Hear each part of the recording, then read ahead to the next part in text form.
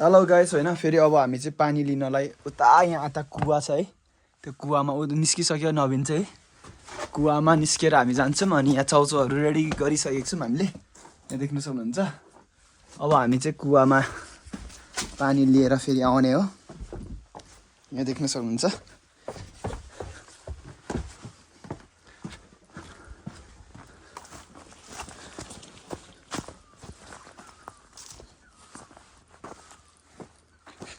यहाँ देख्न सक्नुहुन्छ यहाँ अघि निस्किसकेको अब हामी चाहिँ कुवामा पुगेर आउनु पर्यो है गाइस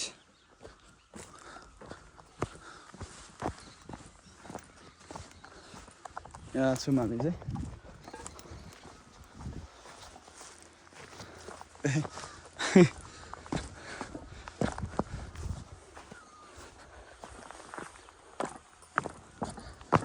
टमाटर रोप्नु भएको रहेछ यहाँ है अब हामी कुवामा गएर आउने हो अहिले एकछिनमा यहाँ देख्न सक्नुहुन्छ घर चाहिँ त्यही हो माथिको है माथिको घर चाहिँ त्यही हो अब यहाँदेखि हामी कुवामा पुगेर आइन्छ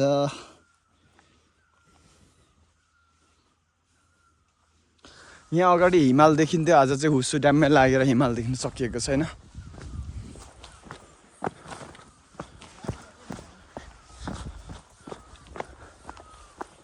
ल्याएर होला ए यहाँ रहेछ नि उता गइएछ नि त हामी अलिक यही बाटो देख्न सक्नुहुन्छ यहीँ छेउमा यस्तो छ हालत अवस्था यहाँ माथि हो अहिले हामी गएको चाहिँ बस्ती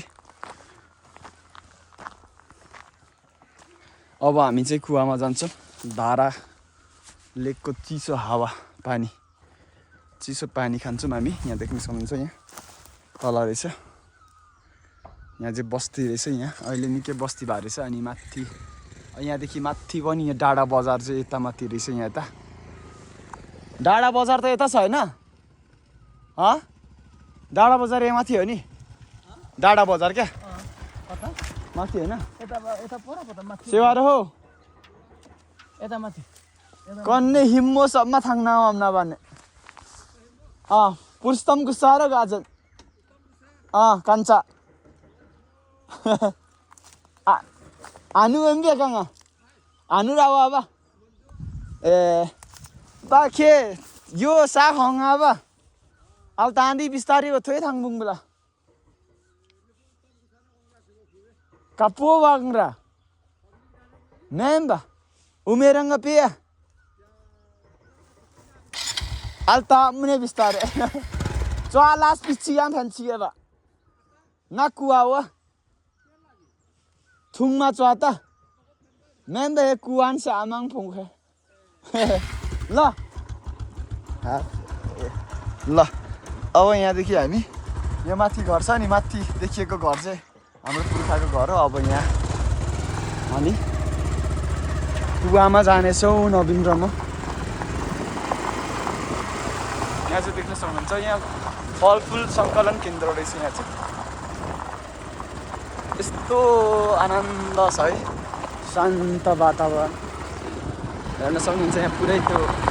यो आलु बखरा के थियो